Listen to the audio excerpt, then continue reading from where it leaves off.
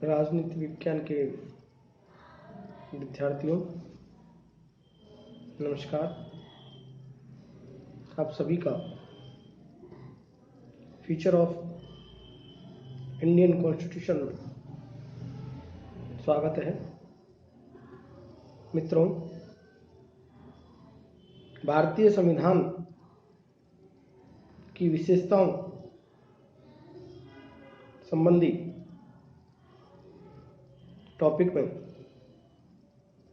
आज हम ये वीडियो लेकर आए हैं। मित्रों, किसी भी देश का संविधान उस देश की शासन प्रणाली का परिचायक होता है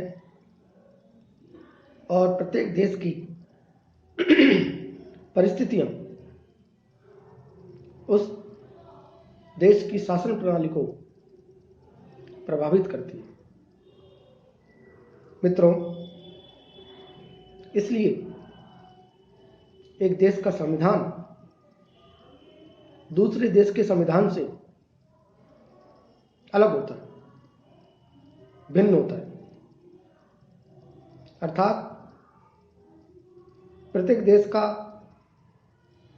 संविधान अपनी अनूठी विशेषताओं को लेकर बना होता है।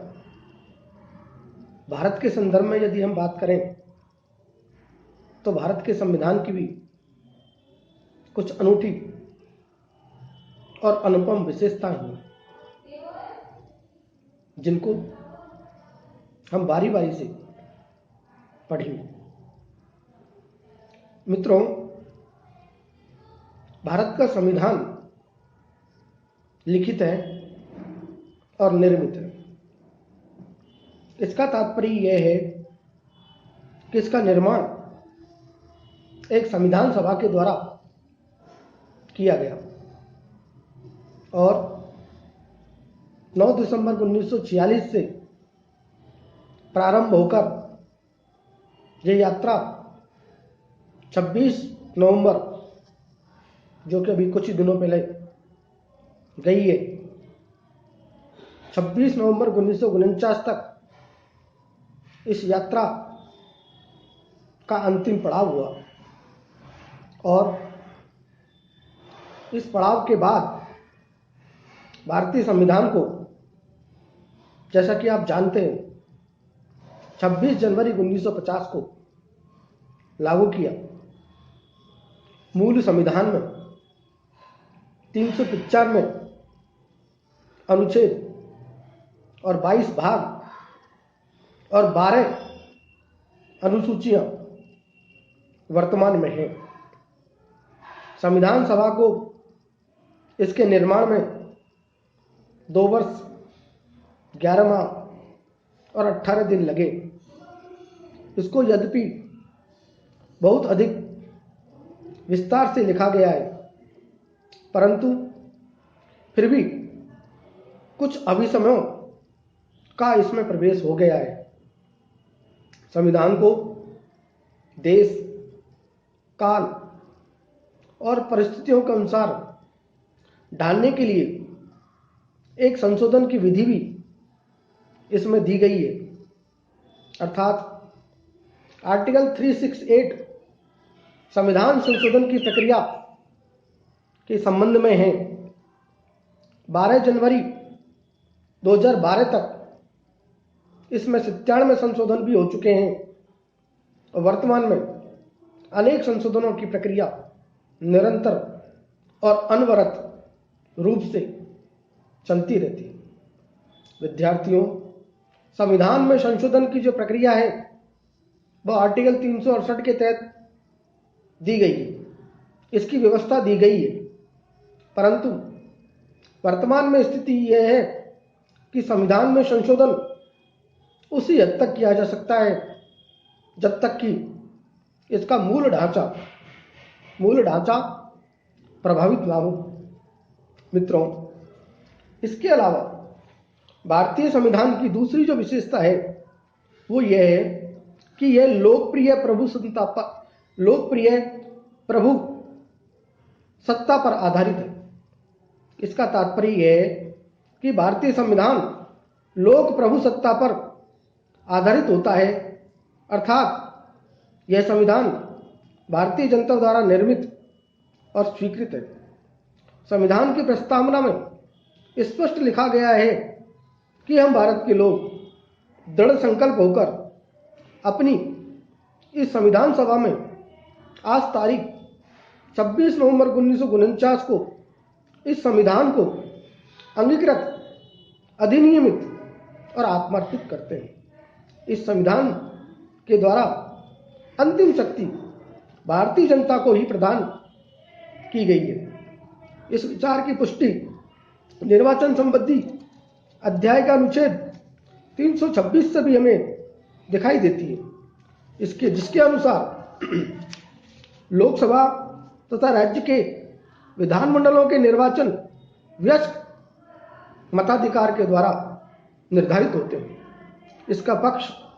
इस पक्ष से यह अभिप्राय है कि केंद्रीय सरकार तथा राज्य सरकारें अपनी सत्ता जनता से प्राप्त करती है।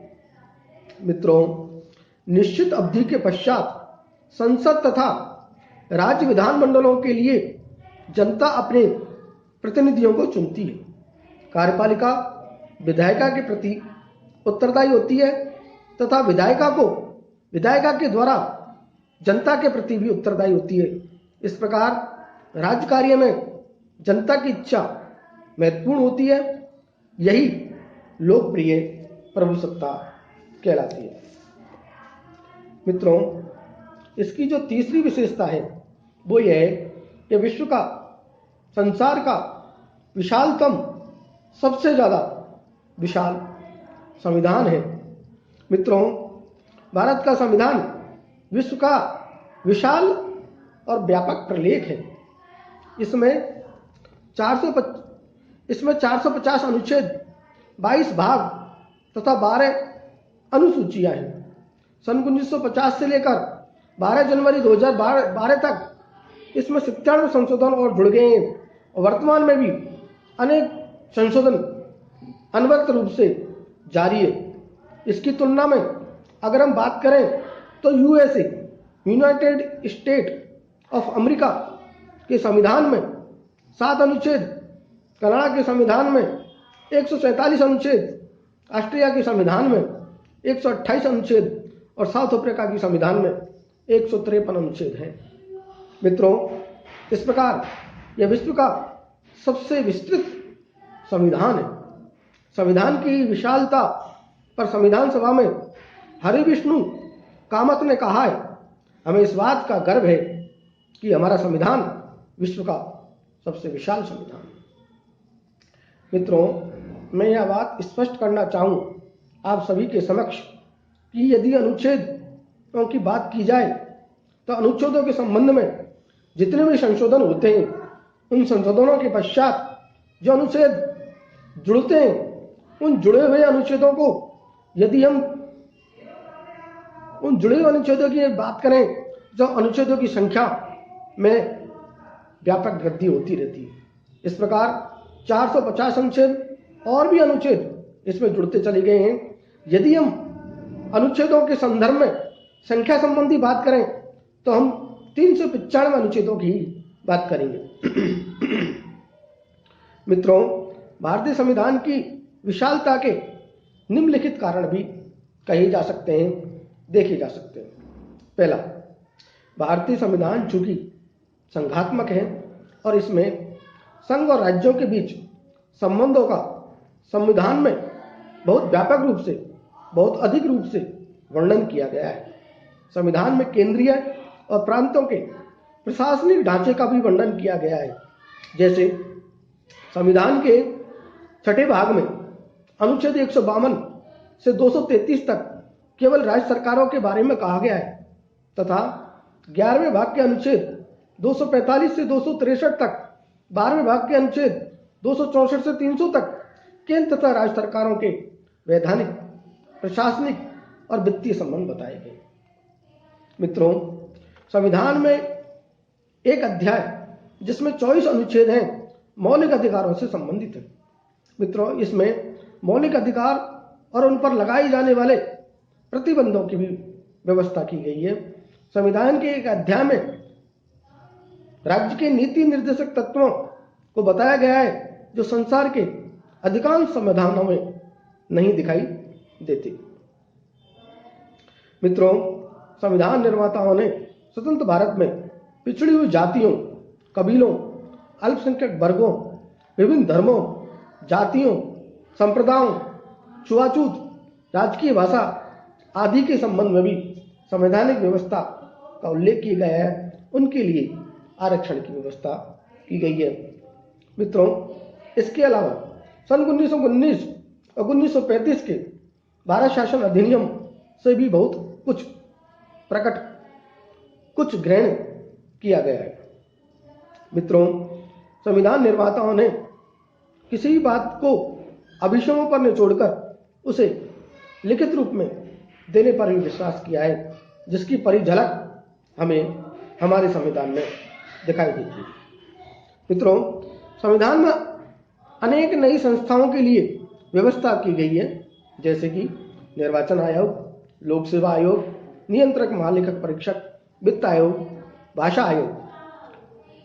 इसके अलावा प्रजातंत्र के मार्ग में, लोकतंत्र के मार्ग में आने वाली कठिनाइयों, समस्याओं, खतरों से रक्षा करने के लिए राष्ट्रपति को कुछ आपातकालीन शक्तियां दी गई है, जिसका वर्णन हमारे संविधान में आर्टिकल 352, 356 और 360 के अंतर्गत दिया गया है, बतलाया गया है। मित्रों, इसके अलावा भारतीय संविधान में नागरिकता, भारतीय क्षेत्र में व्यापार, पारस्परिक व्यापार संबंधी व्यवहार आदि की भी व्यवस्थाएं की गई है। इसके अलावा संविधान में शासन संबंधी व्यवस्थाओं का विस्तृत वर्णन किया गया है और इस संबंध में बहुत अच्छी व्याख्या प्रोफेसर श्रीनिवासन करते हैं और वो कहते हैं कि हमारा नया संविधान सन 1935 के भारतीय शासन अधिनियम के समान ही न केवल एक संविधान है, बल्कि एक विस्तृत कानून संहिता भी है, जिसमें देश की सारी वैधानिक और शासन संबंधी समस्याओं पर प्रकाश डालने का प्रयत्न किया गया है। डॉक्टर जेनिक्स कहते हैं कि भारत का संविधान लंबा, विस्तृत और कठोर है। मित्रों, अगली विशेषता है संपूर्ण प्रभुत्व संपन्न, समाजवादी, पंथनिरपेक्ष, लोकतंत्रात्मक गणराज्य वाली व्यवस्था।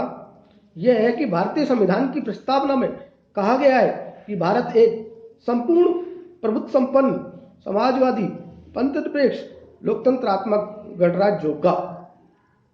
मित्रों, इस प्रकार से भारतीय संविधान की इन विशेषताओं का वर्णन हम बारी बारी से करेंगे और अगली वीडियो में पुनः इस टॉपिक पर चर्चा करेंगे। तब तक के लिए धन्यवाद।